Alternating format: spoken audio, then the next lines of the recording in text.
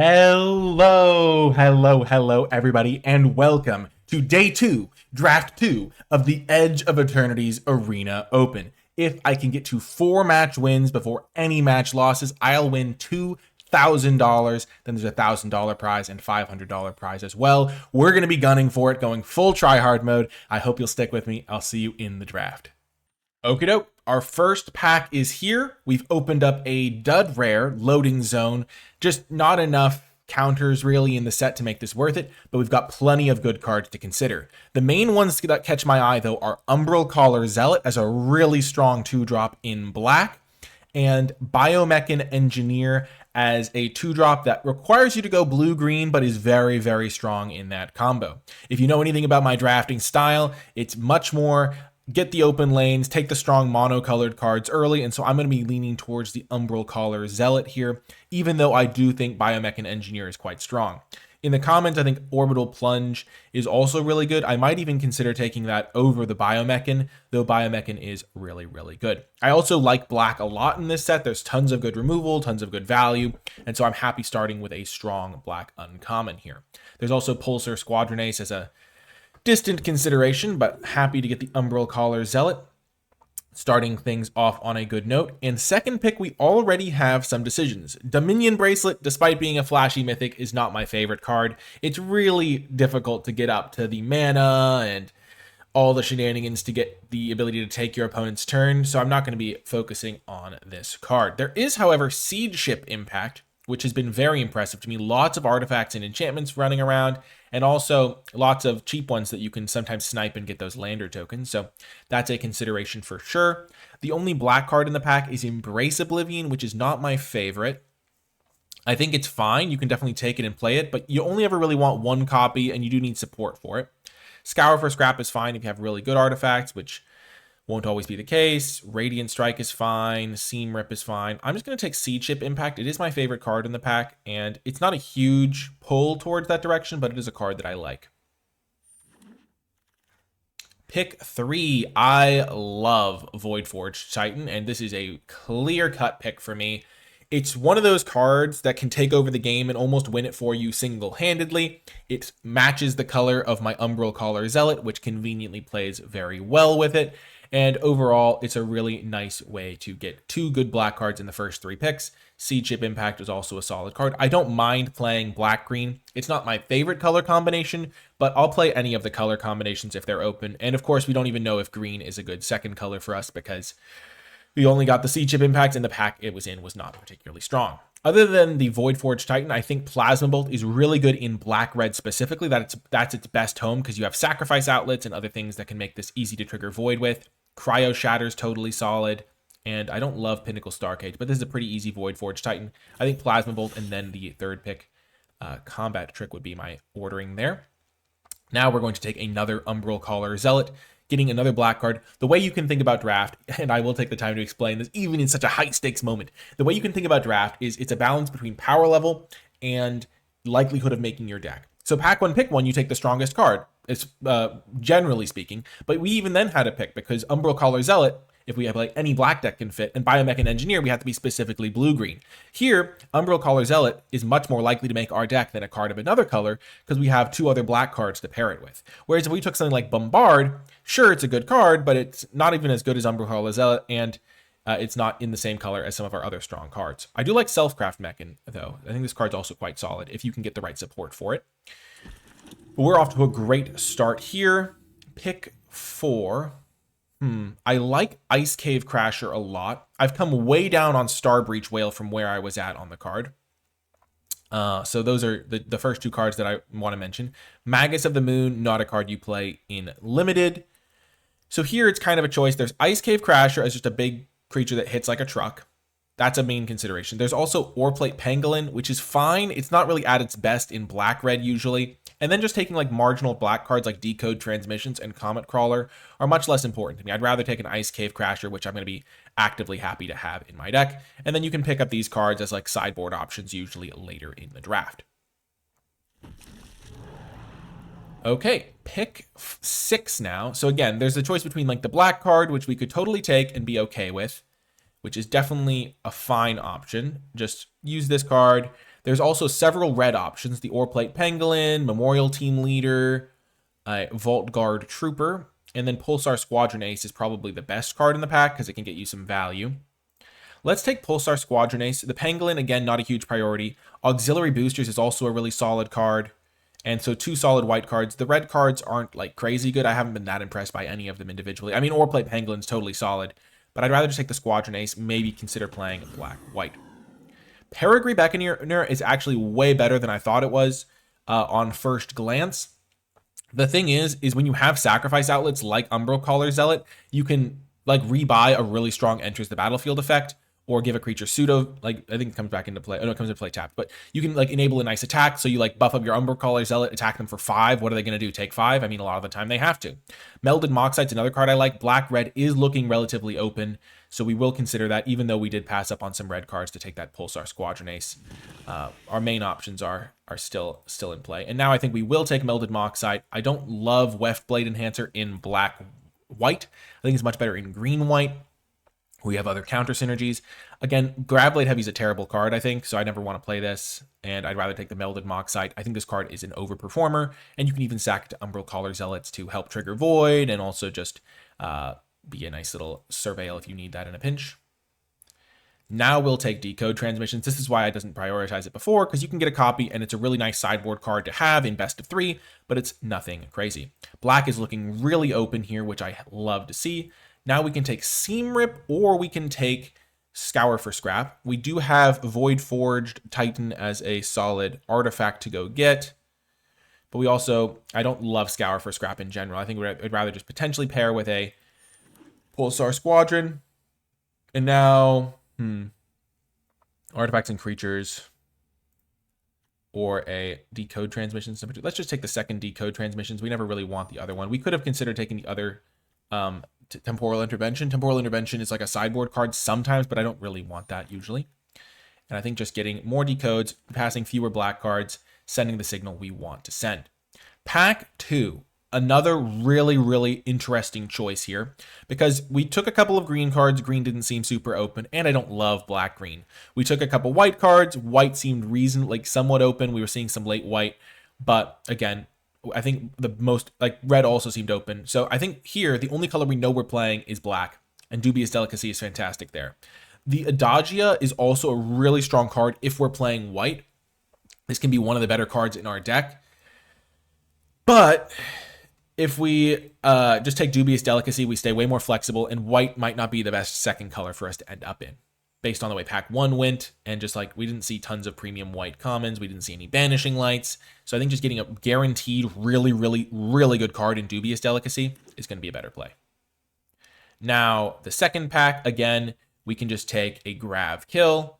There is several blue cards. There's like Synthesizer Lab Ship, but we didn't take any blue pack 1, so getting into blue now would be a little bit risky. There's a little bit of green, a little bit of, I mean, the white cards aren't very good. I think my second pick out of this pack would actually be the Plasma Pinnacle Kill Ship. I think this card's really, really solid.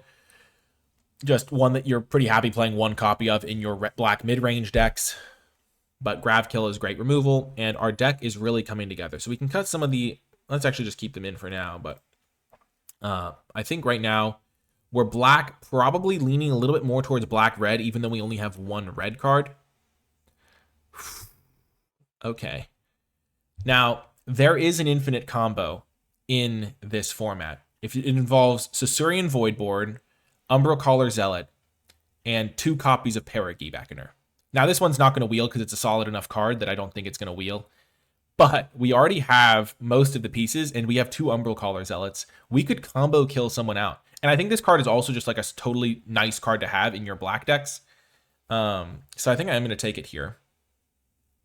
This card's my favorite card in the pack, but I don't want to take that. Perigie's also fine. I think Cav is also fine, but taking a black card here makes the most sense. And now I do like Virus Beetle a lot. It's also the classic. So like there's Plasma Bolt. There is a black card, Scrounge Fraternity, which I don't like that much. Tractor Beam is really good, but blue didn't seem that open pack 1.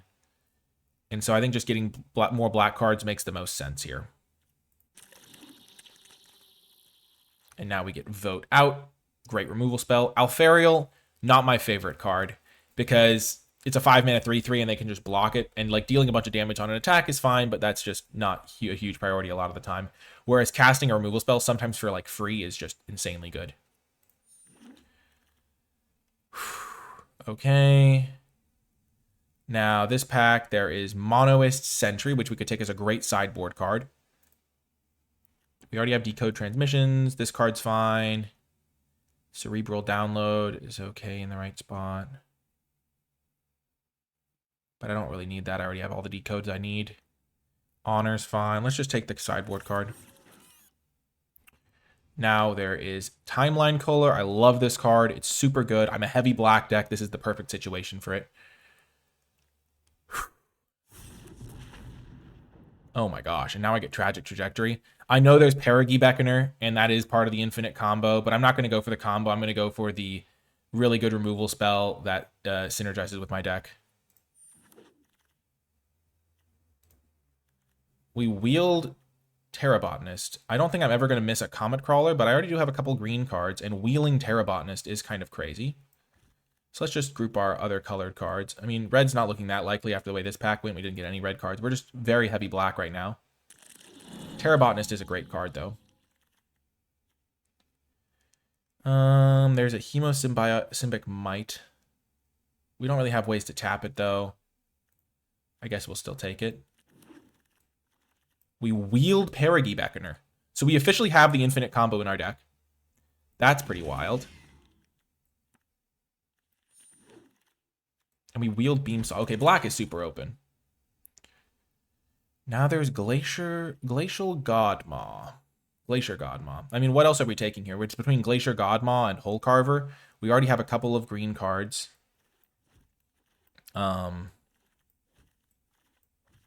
Like, this card is the best card in the pack by a mile. I definitely stand by taking Tragic Trajectory over Paragi Beckoner. That's like a clear pick in my mind.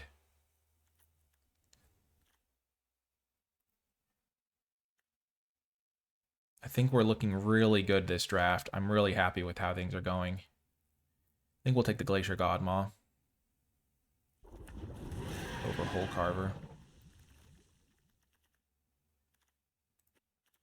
So this card's strong. It's a kill spell, or it's return 2 things, or you can give a creature plus two counters and a lifelink. But I think Umbral Caller Zealot is just better. We already have a kill spell. If our primary mode with this is casting it as a kill spell, or like it's like you kind of think of this as like a 5-mana play a lot of the time, then we'd rather just have a 2-mana 3/2 with huge upside. And this thing might even wheel because other players can't play triple black spells and we actually can. Okay. What do we have here? There's Comet Crawler. There is Rescue Skiff. Molecular Modifier. Not the greatest pack for us.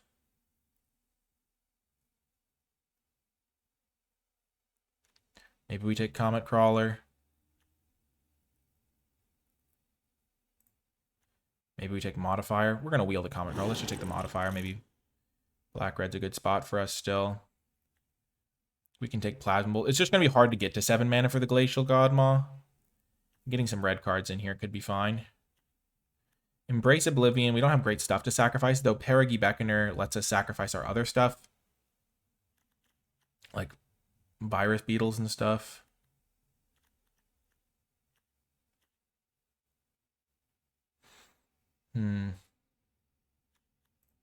Let's take 1 Embrace Oblivion. It's guaranteed to make the cut. And now we can take a Monoist Circuit Feeder. Our artifact count isn't crazy. It's pretty low, actually, 5, but a lot of them are going to get cut, I presume. But still a nice top-end card.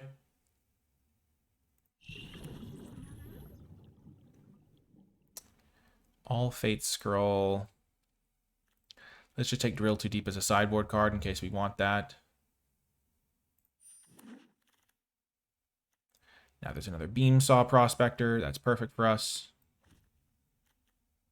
I wonder if I was supposed to take the 3rd Paragi Beckoner over the Tragic Trajectory. we get it anyway. There's a realistic shot that we win $2,000 combo killing someone.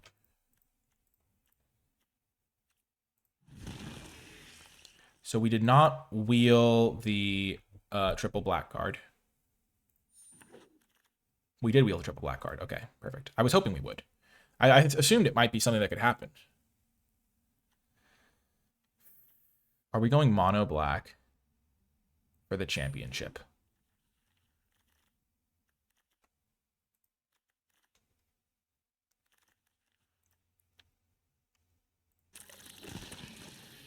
I think we're going mono black for the championship.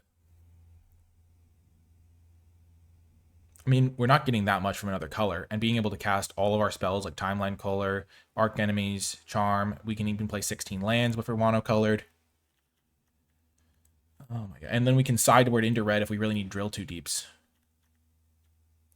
We could play a light green splash, honestly. Yeah, that actually might help us. Graveblade Heavy, I don't love, but being mono-colored is so powerful when you have a card like Archmage's Charm. Oh my god. So this would be mono black. What are our worst few cards? Our worst few cards are this Graveblade Heavy, which is going to get cut regardless. Monoist Sentry is more of a sideboard card. We have 4, 5, 7 2-drops, which is enough. Embrace Oblivion is fine with all the Beam Saws and the Perigee Beckoners. Comet Crawlers, fine. Decode Transmissions, 3 copies is a bit many. Oh, we don't want to play Temporal in the main deck. Let's cut that right away. We have the combo. We just need to get Caesarean Voidborn and then 2 Perigees and a Zealot, and that's the combo. We'll pull it off in a game. I'll explain it to you then. So we're going to cut the Sentry. We don't want to main deck that. And then we have to make a couple more cuts. Let's just make the cuts. Let's just add some green. Let's not play any of these cards. Let's just add enough green to make the splash justified. And then we're playing all of our most powerful cards. Actually, we can play 1 copy of this. And we will...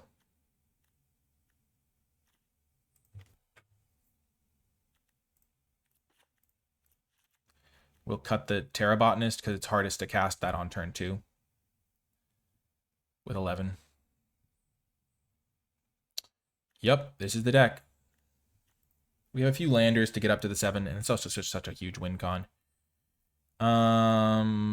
Yeah, I think this is going to be the build. Our creature count is at 15.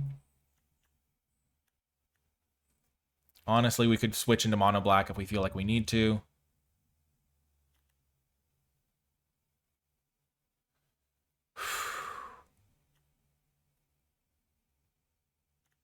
Yeah, I think this is going to be the build for now.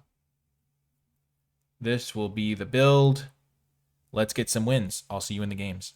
Before I get to the games, I want to give a huge shout out to all of the people who support my channel and my work at patreon.com/NicolaiBolas. If you've been enjoying my videos, finding them entertaining or helpful, and you want to support my mission to make draft more accessible for everyone with my guides, videos, and sheets, then Patreon is the way to help make that happen and gain access to more bonus content like my card-by-card tier list and format thoughts document. I want to give a massive shout out to all of the patrons who support at the credits level. It makes a huge difference. And without further ado, let's get to the games. Welcome to the first match. We're playing first. Okay, this is a keeper. They're mulliganing. That's huge for us.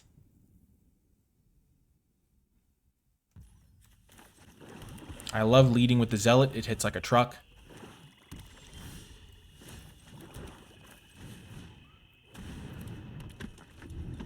If we actually pull off the infinite combo, playing for thousands of dollars, that would be incredible.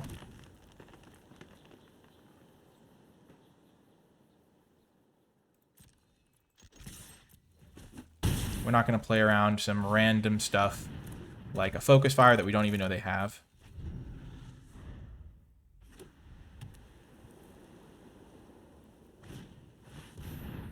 Okay, where our C-chip impact can take care of that.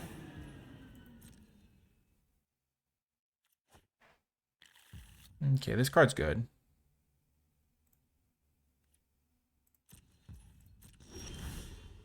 That's a really good draw. So we're going to do this. We're going to warp. Target the Beamsaw Prospector.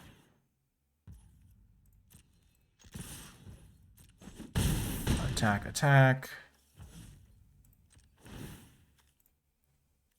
Sacrifice this. Create a lander. We will draw the Godmaw.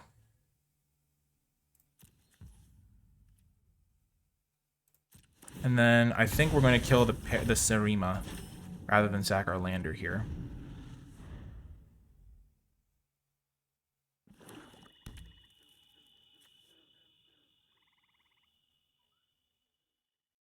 We won't get the lander from it, but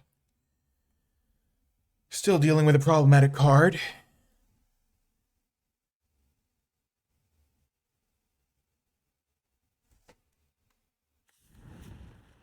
Only when a creature dies.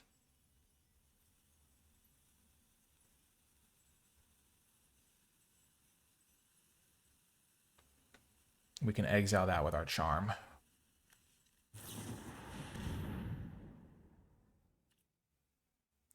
Sure.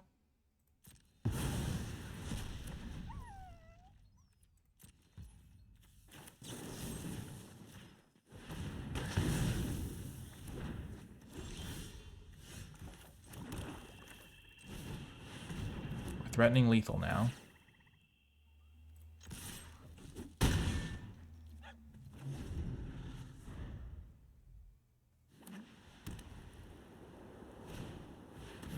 Okay. Weft Blade, sure.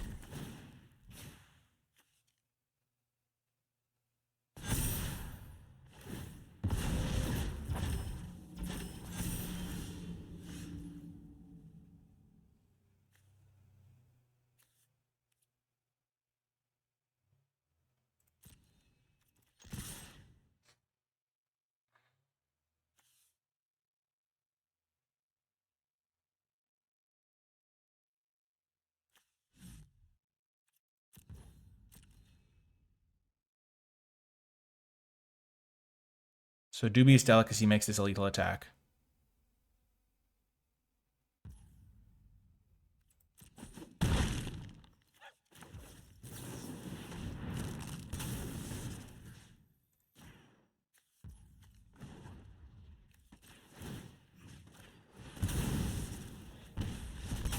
Boom.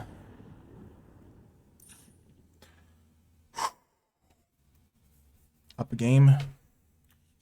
White has a lot of enchantments that I care about killing, like Banishing Lights and stuff. I don't think we need Monoist. We don't need to switch into red for this. White, black, maybe I'd rather have more card draw.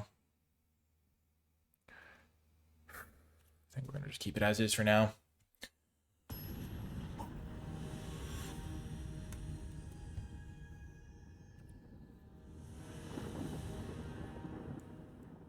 We should have Umbral Zealot in most of our opening hands with 3 copies. Oh my gosh, we have the double Perigee.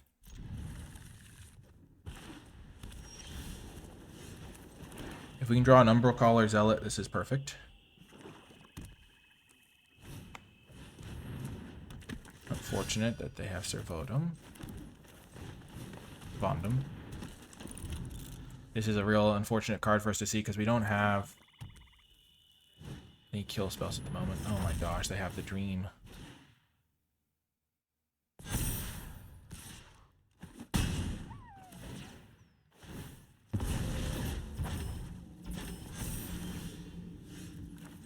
They're really cooking me here.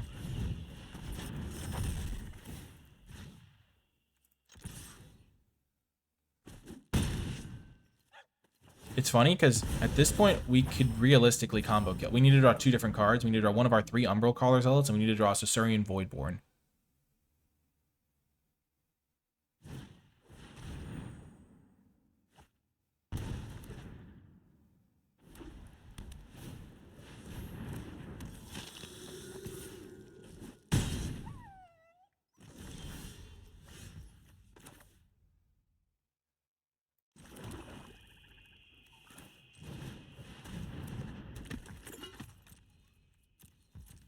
Let's just play this, hope for the double block. If they have nothing in hand, we could maybe win this game still. I can't believe they literally had the perfect start against us on the play, and we didn't draw a removal spell, so that's how that goes sometimes. Umbro Collar Zealot, sure.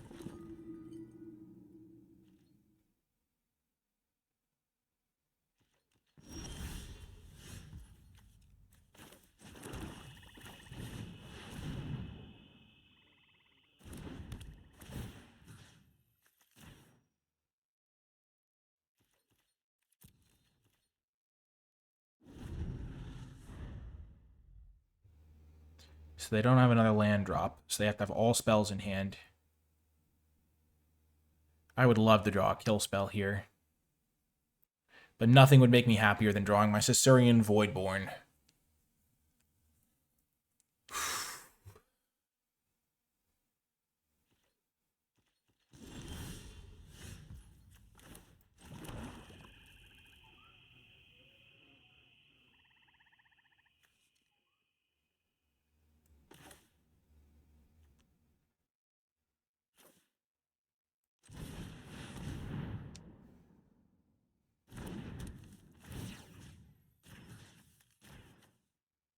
Having no artifacts in play is kind of brutal for this.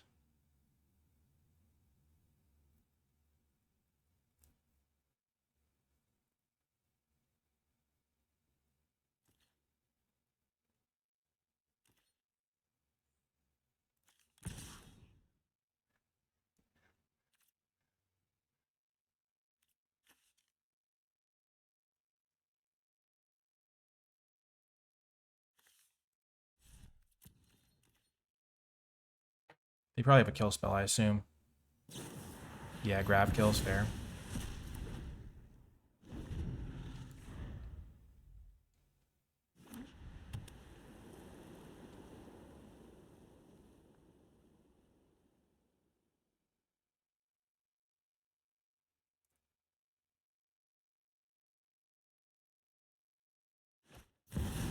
Alfariel, okay.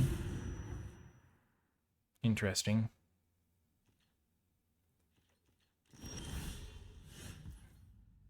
Hey everybody, Future Nikolai here, checking in just to let you know that you're about to witness a very bad play that past Nikolai made, and I'm here to give a little bit of compassion to poor past Nikolai, because it's a really bad play, but it stems from kind of logical reasons, and I just wanted to give a little bit of an explanation, because I don't do a good job of explaining it in the moment, and I'll just wanted to clarify things so that when you witness it, you're not too stunned. Basically, this play is based around Perigee Beckoner and Embrace Oblivion. So Perigee Beckoner, you target your creature, then you sacrifice that creature with Embrace Oblivion. You basically get the sacrifice for free because the creature is going to come back into play. Now, the thing about this combo is if you're going to do it, normally you warp the Perigee Beckoner and then use the Embrace Oblivion because you don't usually have 6 mana in play. You're far more likely to have 3 mana in play. So at the time I made this play, in my head, the only option was to warp Perigee Beckoner, even though I had 6 mana to just cast the Perigee Beckoner for 5, sacrifice the creature with Embrace Oblivion then for 1 mana, and just have my 4/5 in play, and just that's like the perfect play. That is the correct line in this situation. Play Perigee Beckoner, target my Beamsaw Prospector, attack them for 4, then regardless of what they do, if that creature survives, then I sacrifice the creature that I targeted with the Perigee Beckoner, that Beamsaw Prospector, kill the Servandum. Servandum takes out one of my Perigee Beckoners in response, because it has 4 or more power, and I'm left with, they don't have Servandum, they have a 3/3 Lightless Evangel because they're going to sacrifice Servandum to their Umbro Collar Zealot. They have the Umbro Collar Zealot as a 3/2, they have their Alfariel, and I'm left with a tapped Beamsaw Prospector, an untapped Perigee Beckoner, and an untapped Beamsaw Prospector. So that would be the ideal scenario. What happened was, because I thought that I couldn't just cast the Perigee Beckoner because I was a little bit tired. I will say the arena opens start at 6 a.m. If you are playing on the West Coast, that's like when the first entry window opens. And I usually play like towards the beginning of those just to give me a break between the two. And so my mind was tired. I'd already played a bunch of Magic that day, and I had already kind of just like in my head, my mind autopiloted to, oh, I can't just cast the Perigee Beckoner. So once that line was off the table and I had warped in the one Perigee Beckoner, I realized that if I sacrificed the Beamsaw Prospector to kill the Servandum, then I would lose the one untap Perigi Beckoner I had, and I would just die on the crackback if they drew a land for their Weftblade Enhancer, because they would play Weftblade Enhancer, put a couple counters on things, sacrifice Weftblade Enhancer to the Umbral Caller Zealot, and trigger their Void for the Alfariel, attack me. I would take huge amounts of damage, and I think I would just be dead on board mathematically at that point, because I would only have one untapped Beamsaw Prospector to my name. So I was like, oh my gosh, I'm going to die if I do that line. So I realized that I couldn't do that, which it would have been totally fine if I just cast the Perigi Beckoner normally. But because I had warped it, had decided I could only warp it, I was like, well, I want to have extra Perigi Beckoners in play. So I decided to warp one Perigi Beckoner, then warp my second Perigi Beckoner to target the first warp Perigi Beckoner, so I could sacrifice that one to get an extra 4/5 into play, which was still going to cause very similar issues because it was going to come back into play tapped, but it was going to leave me with an extra body in play that was going to be more sizable and would let me essentially do the... It would essentially be a cheaty way of getting an extra Perigi Beckoner into play instead of just normal casting it, which was obviously the correct play from the very start. So I was going to warp one Perigi Beckoner, warp the second Perigi Beckoner, and then sacrifice the first warp Perigi Beckoner, and then have it come back into play. But I, in my state of confusion from my head, where all of this was happening in my head instead of me talking it out like I normally would do, I just forgot to warp the second Perigi Beckoner into play. So what you're about to witness is me, first of all, not just casting the Perigi Beckoner like I should. Second of all, deciding partway through my play that I wanted to get the I wanted to sacrifice the Perigi Beckoner so I could bring that one back into play. And then realizing after the fact that I had forgotten to cast the second Perigi Beckoner, so I just ended up warping in a Perigi Beckoner, targeting Beamsaw Prospector, and then sacrificing the Perigi Beckoner. And it was just horrific all around. And so it's one of those plays that, like, you get confused in your head, you think you've done stuff that you haven't, you decide to target different things. I also, because I had not just hard cast a Perigi Beckoner, I was not able to kill the Servandum because I would just be dead on board. So I had to kill Umbral Caller Zealot instead, which is obviously far worse. And so the whole thing kind of collapsed around me. Obviously, this isn't the best moment for me to have a giant collapse in my gameplay. Based on cards in hand, my opponent was going to be in pretty good shape anyway. As you'll see in the game, they have some pretty strong cards left behind. Hate to do a little bit of a spoiler there coming from the future, but this game was going to be kind of rough for me anyway. But it's one of those things where in the moment, in the heat of battle, it was not my proudest play, and I felt like I should explain it to you so that you would understand kind of where it came from, because even from my perspective, it was kind of shocking to be like, oh my gosh, that was so bad that if I'd given myself like 15 guesses, I don't think I could have guessed that play. It was like a play that was technically an option, but like so far from optimal as to be almost inconsiderable as a option. So yeah, that's how Magic goes sometimes. Definitely some lessons to take away for yourself, like make sure you're well rested before your big tournaments, make sure you take your time to think about all of your plays, and then once you do decide on a line, make sure you execute it properly, because even if it's a bad play, executing it properly will make sure that it's not a horrifically bad play, as this one ended up being. So that's just a little bit of future Nicolai. Obviously, I make other mistakes in gameplay in this video, but this one's so bad that I felt like it needed a little bit of extra explanation. Of course, I'm so happy that you're enjoying the video. I hope you enjoy this little dash of future Nicolai, and I'm going to be sending you back to past Nicolai, who, of course, I would like you to give him your sympathy if you can, but I understand if you expect the best out of him as I do as well. So that is going to do it for this little segment, but I'll send you back into the live gameplay now. That's funny. I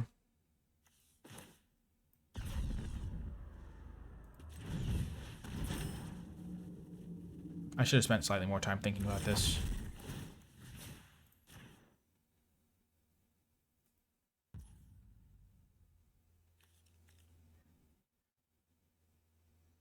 I don't care about killing this.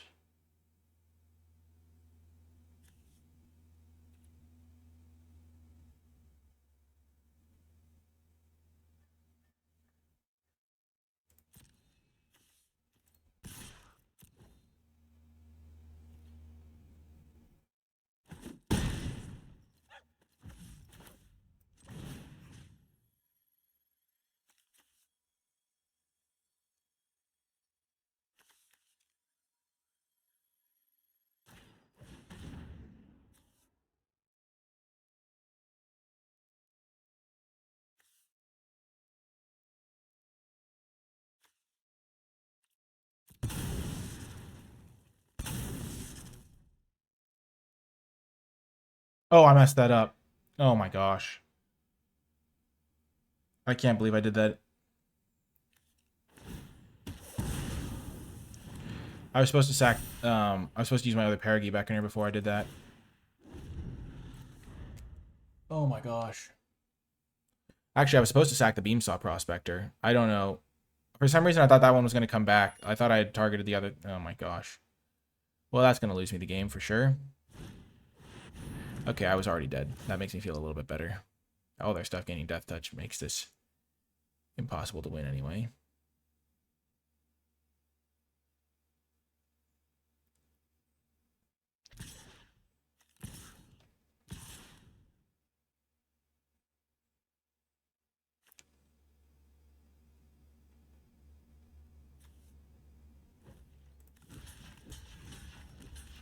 Yeah, that was really bad.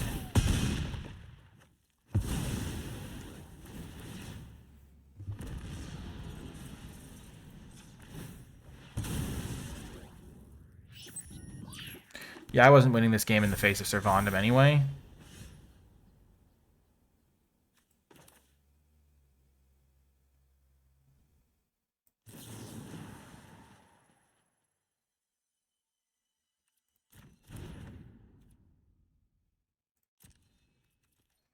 No attacks. It would be a lot better if I had the Paragi back in exile, though, I'll tell you that much.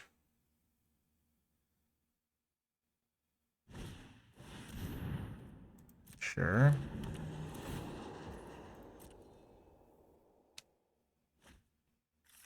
Oh, they have a lot of legendaries. Sariyama looks really good in their deck.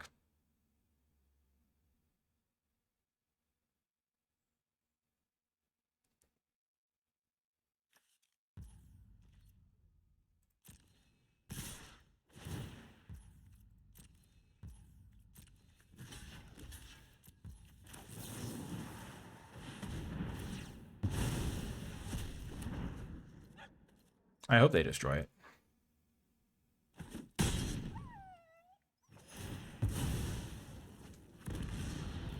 Yeah, sacking the Paragi back in there instead of the free 4-1 to sacrifice so that I no longer have a Paragi back in her exile is really bad for me right now.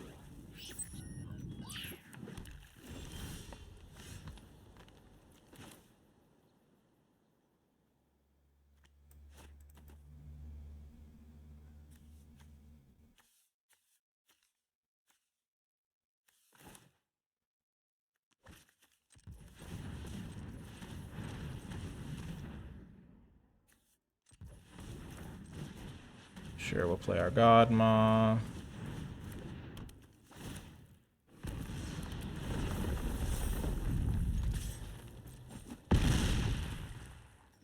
I really botched this game. That was a really bad play. I don't know why I did that. I mean, I know why I did that, because in my head I got everything confused. Okay, we're dead. Maybe not quite dead. We only go to very low.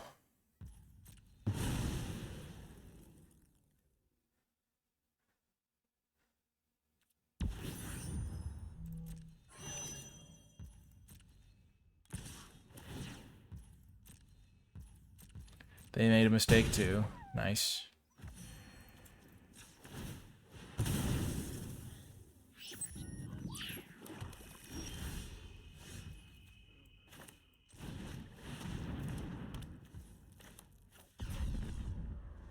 I don't know why I tapped like this either. It's just bad tapping.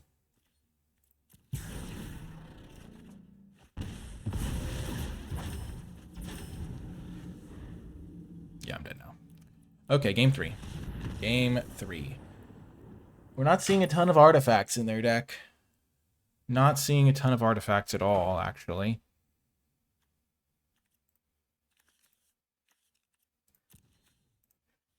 This thing could actually be okay. Let's not be scared, though. Let's just bring in decode transmissions for seed chip impact.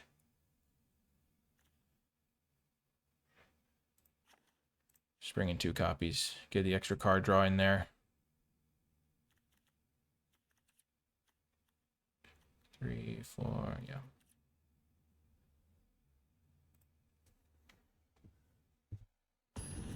We're still mostly black.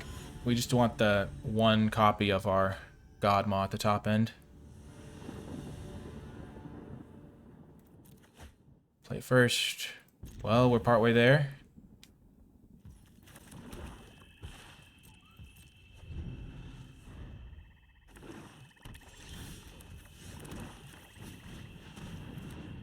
Okay. Here's the moment of truth where we hope to draw a land. We gotta have it.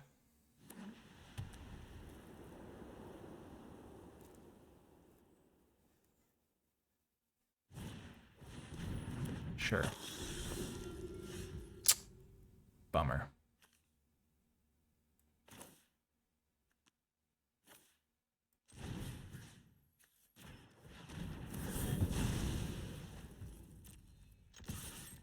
It's okay. We still have time.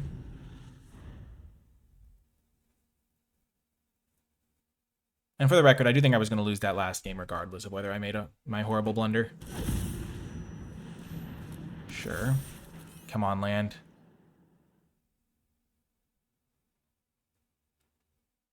Now would be the right time.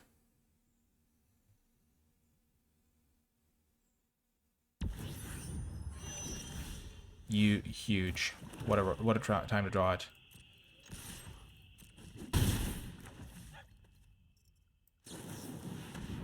Kill their guy now before they can get any shenanigans going.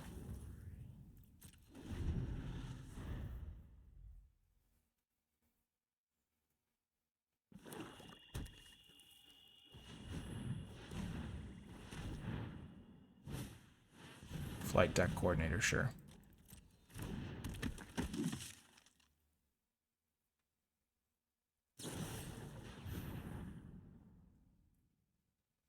Okay.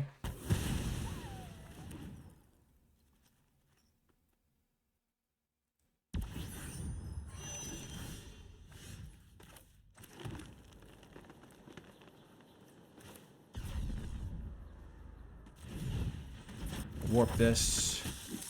Then we're going to get some value going.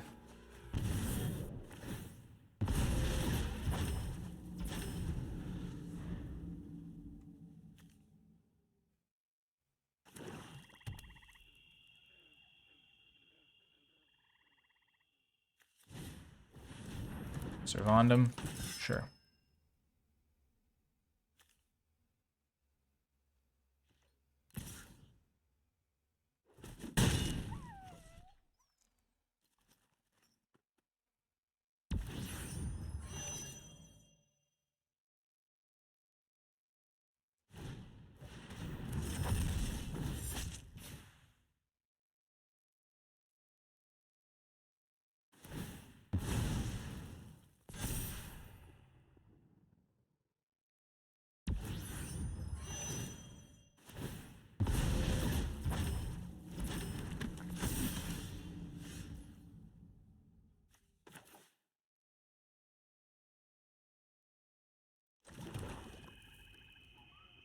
Gosh darn it.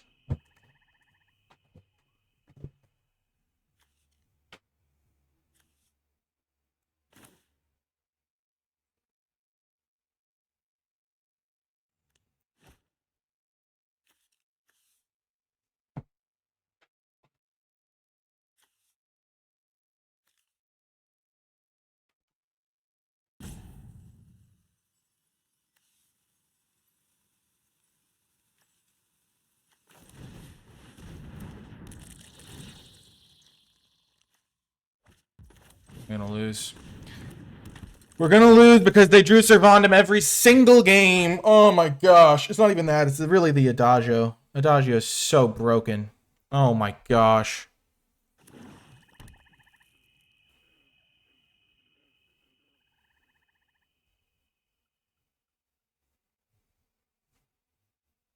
I guess I used my removal spells too aggressively. Because I missed a land drop, I got scared, and I used it too aggressively to kill a stupid dock worker drone, I guess.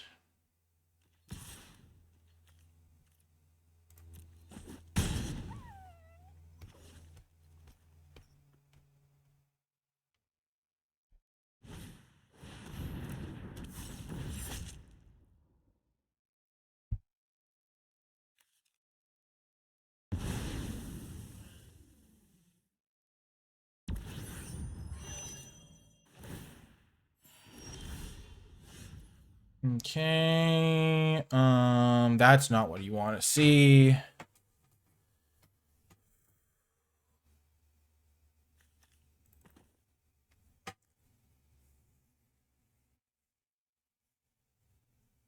I'm just imagining how this game would have gone if I'd drawn a land on turn 3.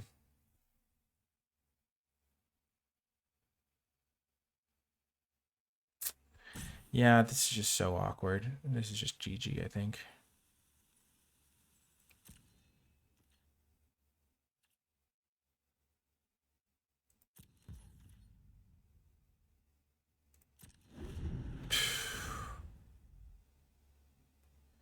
I have to use Grav Kill.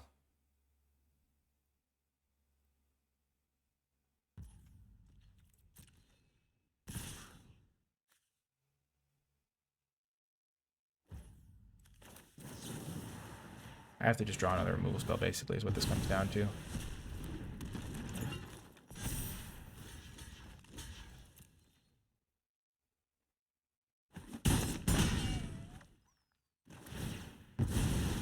I draw another removal spell here.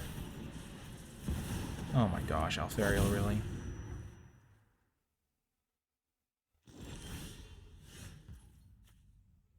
Well, we did draw another removal spell.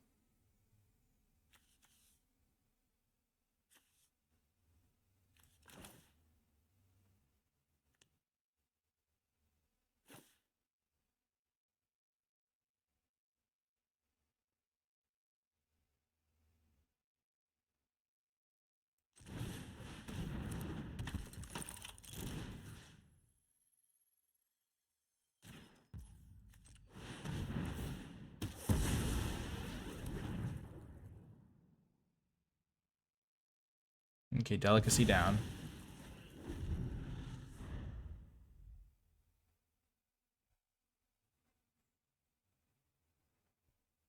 So I go to 1 here. I think I'm dead.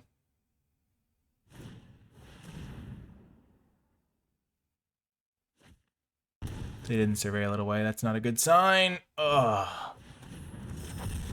Yep. It's funny. I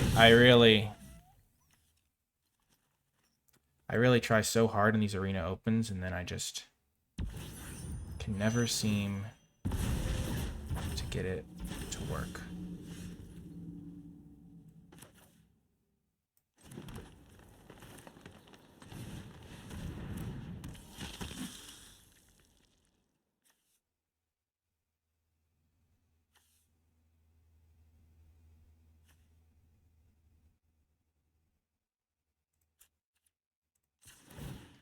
Never, just can't get it across the finish line.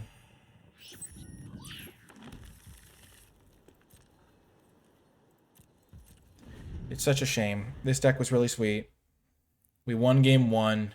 Game 2, I don't think I could have won even though I made that blunder. Then game 3, we kept a reasonable hand, missed our 3rd land drop. Our opponent has some pretty insane cards, and that's all she wrote.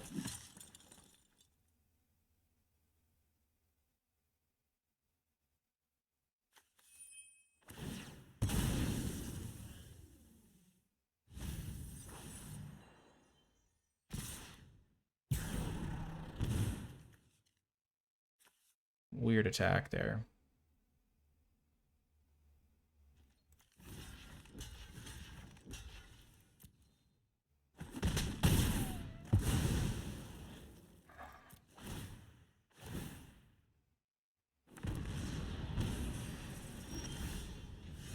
Yep.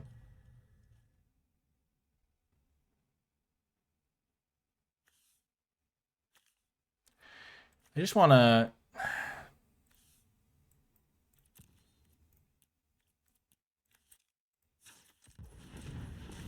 Just makes you want to cry or something. I don't know. I mean, I think I did everything right in this game. They have three powered attackers. There's no way they don't attack. Oh, I was feeling so good after that first game. I was feeling so good. Just Ugh. I feel like every Arena Open that happens, the first draft I make it, in the second draft this happens, and I just, yeah. Like, I think this deck is really good.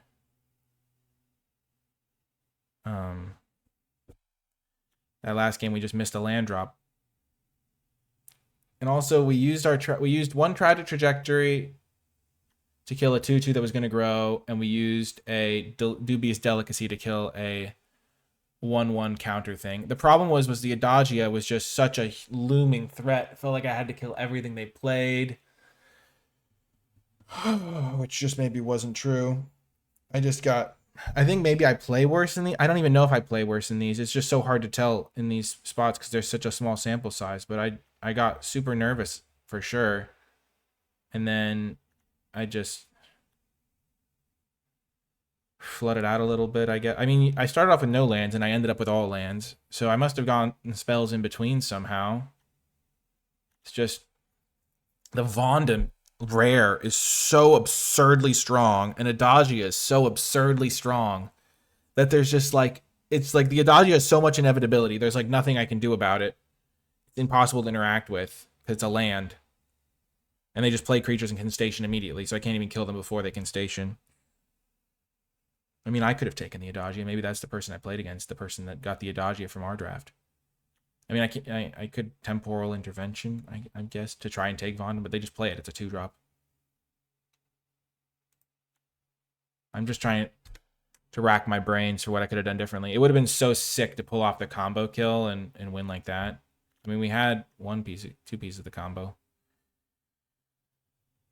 Well, if you made it to the end of the video, in the comment section down below, leave hashtag #OpenCombo, because this is the first time I've had the combo in my deck, and it was in the Arena Open, and I think it was correct to play it like this. Just feels so bad to have it end like that. That's going to do it for this video, though. I hope you enjoyed it, regardless of the outcome, and I'll talk to you next time. Okie doke. I decided to watch back the key moment of the game, and I realized that I'm just... The problem that I was facing here was if I kill Sir Vondam, I was pretty sure I would die, because their Vondam would kill my Perigee Beckoner, and then, like, I would be down. My guy comes back tapped, and I would be down. They would just attack me and kill me. The problem I'm realizing now is I could have just played Perigee Beckoner. I didn't need to warp it. I don't know why I thought I needed to warp it. I could have just played it for 5 mana, targeted Beamsaw Prospector, attacked them for 4 down to 12, which I did, and then killed the Sir Vondam. They kill one of my Perigee Beckoners with it. Actually, they sack it to the Umbral Caller Zealot, so Lightless Evangel becomes a 3/3. Perigee Beckoner dies. I still have my Beamsaw Prospectors. I have a Perigee Beckoner in play. I have one more in my hand, and they have a 3/3, a 3/2, and a 3/3. Then on their turn, and my Beamsaw's tapped, and I still have only one Perigee Beckoner in play, but they don't have the Sir Vondam anymore. They have their 3/2 still. Then they play Sir Vondam, and they just attack me with everything. And I can block 3... I can't block this guy anymore, which was something I was worried about. But I could block their Umbral Caller Zealot with this guy, if need be. And this guy could trade with Alfariel still.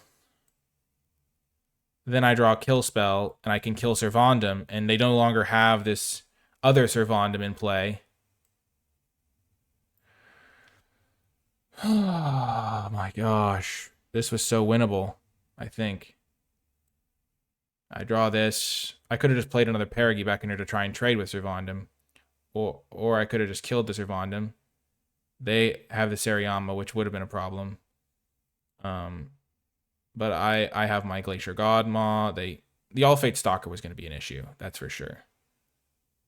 But I could have played that game so much better. I don't know why I warped Perigee Beckoner. I haven't gotten to play with that card that much. I've only played it a couple times, but I don't know why. I don't know why I didn't do all this thinking during the game. It would have been so much better to just do this thinking during the game. It would have given me a much better shot of winning. So for all the people that are commenting with like better lines and asking why I didn't warp Perigee, why I warped Perigee for no reason, and then why I sacrificed it for no reason, I feel a lot of pressure in these ones, and I play worse as a result. But I don't think I was winning this game regardless. So I play Perigi. I sacrifice the Beam Saw, kill this guy. This guy sticks around. Perigi dies to the Servandum. They no longer have Servandum. This thing's a 3/3. They untap, play Servandum. They attack me with this guy. Maybe they even attack me with their 3/2. That's unlikely, so they're not going to do that. They attack me with 3/3, 4/3. I have a Perigi Beckoner still. But they don't have Servandum, which is the key, because then it just frees me up completely, because this thing's already been used. So it would have killed my Perigi Beckoner or whatever. But then I can block Alfariel with this guy. Their 3/3 would have attacked me as well. I can't really block the 3/3. So I take 3. So I wouldn't have been able to trade. I would have been at 10 instead of 7. And then they would have still had their Umbral Collar Zealot. So in this board state, it would be the same, but I would have an extra 2/1. No, because the 2/1 wouldn't have traded. They would have had the Umbral Collar Zealot and a 3/3 still, but they wouldn't have had this guy. And I'd be at 10. So then if I kill the Servandum, but every time I try to kill something, they get to sack it to the Umbral Collar Zealot. I don't know why, but that always gets in my head of Umbral Collar Zealot if I have to kill it first, because the surveils of me using removal on all their other creatures is going to be a big deal. When in reality, you just kill their other creatures and they should get a surveil, and you just have to accept that that's part of the value of the card. You don't just have to kill Umbral Collar Zealot for that reason. But I kill Servandum. They still have their... No, they sack Servandum with a 3/2. They still have a 3/3. So now they have a 3/2 Umbral Collar Zealot and a 4/4 guy. So maybe I just play Perigi Beckoner instead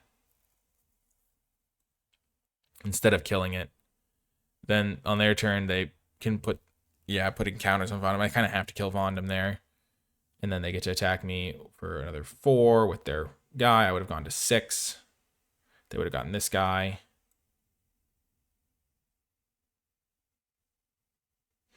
And then I play Perigi Beckoner. No, I play Glacier Godmaw. They exile it. And, yeah. I think I still lose that game pretty badly. I draw my Void Forge Titan on the next turn. Sariyama can kill me. Yeah, I don't think I was winning that game regardless, but I did play it horrifically badly. Let's see game 3. I played the Zealot. The Zealot got played. I could have, instead of killing Lightless Evangel, I could have just played a Void Beetle. That would have been better, probably. Use my mana more efficiently. Then they play the Adagia. They crew it up for 5. And I still have my Tragic Trajectory in hand. And I've already played my Void Beetle. Then on turn 3, instead of killing something, I would have played Caesarean Voidborn. Then turn 4, they play... They don't have any attacks, so Rerut Systems doesn't do anything, but it would have been really annoying protection for their guy for sure. But it doesn't actually protect their guy because it gives only Indestructible, and my kill spells are Exile and -3/-3. They would have gotten Adagia all online by this point in the game, though. They play Servandum. I would have had my kill spell at the ready.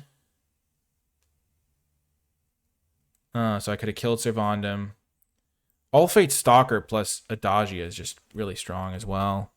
But if then they kill that, I still have my Tragic Trajectory at the ready as well. So I Dubious Delicacy this guy, Tragic Trajectory, All Fate Stalker. They just get to make infinite flight deck coordinators or something. That's like beatable probably. It's just really hard to beat. Yeah. Alfariel hits like a truck. Oh my gosh. And then they get infinite 1/1s with Night Luminary. Umbral Collar Zealot is pretty annoying. I could have won that, maybe. I mean, I played game 3 really badly too. I don't know what it is. I've played in enough of these Arena Opens and then lost round 1. I mean, I won the first game. I played well in the first game. Game 2, I got rattled, and then game 3, I didn't have enough of a break before, maybe. Game 3, I could have... I mean, I just used my removal spell. I saw the... I like, missed a land drop and panicked. Is basically what happened. I was like, oh, I missed a land drop. I have to go aggro mode, which doesn't make any sense.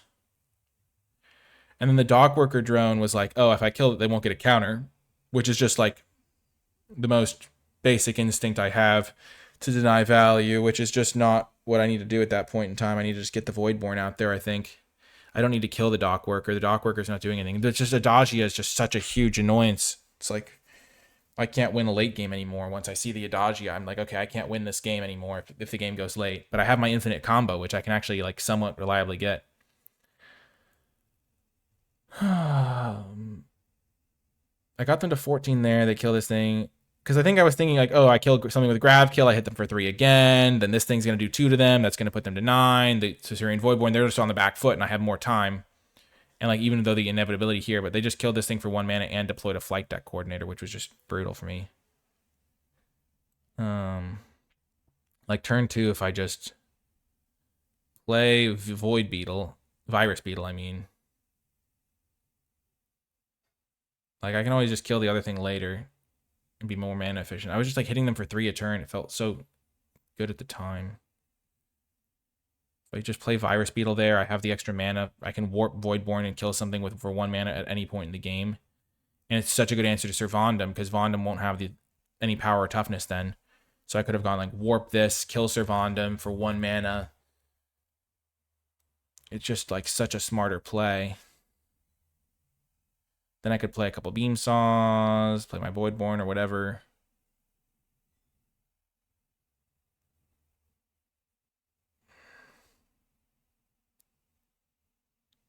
Oh, man. Yeah, what was I doing? I don't know why I played so bad. Well, I'm glad I reviewed that, because I feel a little bit more agency over that now in how I played. At least it wasn't like, oh, I just got unlucky. It was like I just played like worse than I've ever played in my life, probably.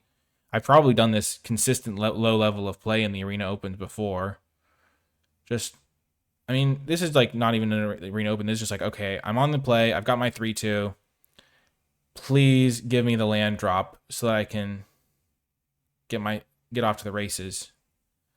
And I just whiffed the land drop, and then I went into like, okay, we just have to hit them for a bunch of damage. I don't even know why I thought that. Oh my gosh. It was so unnecessary. Like, they would have plenty of creatures in play, so it's not like I would have guaranteed one, but the answer to Sir Vondam is tragic. The tragic inventory, whatever the card's called, the tragic trajectory, and I had it in my hand, and I just wasted it on a 2-2 that was not going to be relevant. It was literally just like a 2-mana 2-2. It was just good the previous game, and so I got scared of it. I don't know why. They hadn't even played the Adagia at that point. It was like completely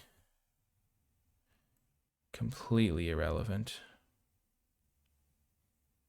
Wow. Well, I'm ashamed of myself. I like to put out a better product than that. If I'd played better, I could have maybe won game 2. I mean, I could have maybe won, but I probably would have lost based on how the draws ended up panning out. Game 3, maybe I could have beaten the Adagia. My stuff would have been on top. I would have played Virus Beetle. Then I would have hit the land drop so I could play my Voidborn. Then I would have been able to, like, Dubious Delicacy or Decode Transmissions or I would have been able to kill the Sir Vondam, that's for sure.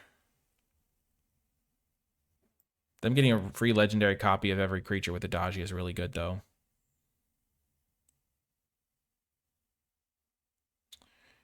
Yeah. Because they basically get 2 copies of every creature they play. And Sir Vondam's really annoying. Oh, man. I totally could have done way better. Could have done way more stuff here. Oh, man. I think this card's not even... I mean, it's really scary, but it does take an entire turn to make a copy of their creature. So I have, like, draw steps. I have time. I have strong cards of my own in my deck I can draw. I have value plays of my own I can draw. I was able to snipe a card with Virus Beetle. I would have been sniped a card with Virus Beetle. Oh, man. I just wasn't able to handle the pressure, I guess. I just made the first play that popped into my head and didn't even second guess it. I mean, everything is clearer in retrospect, obviously, because you know everything that's going to happen. Because, like, there are worlds where I kill their guy, hit them for 3, kill their guy, hit them for 3. It was unnecessary to kill the dock worker drone because this was already tapped, so I already got a free hit in. I could have just played the Caesarian Voidborn there instead of the Delicacy. Then they kill that guy, and I get to ping them for 1 again. But it was like there's games where I hit them for 3, 6, 9, and this thing pings them for another 3. This thing like is annoying, but like that's just not how that went at all. And like I think the aggressive line isn't what my deck needed to do. I had a couple decode transmissions. I had some value plays of my own. Yeah. Anyway, if you made it to the end of this little part of the video, leave #review in the comments because it's no harm, no foul putting it in at the end of the video, getting some extra review in. Hopefully I can play better in the future. It's brutal when you play badly in the biggest moments. And that, I mean, I've made the second draft of day 2, I think 99 times out of 10, I think. I'm not even exaggerating. I think I've made it out of the last 10 arena opens, I think I've made it 9 times out of the last 10. So like over multiple years, I've made the second draft, and I have done quite poorly in those second drafts, which of course the level of competition is very high, but also playing like a Goomba does not help.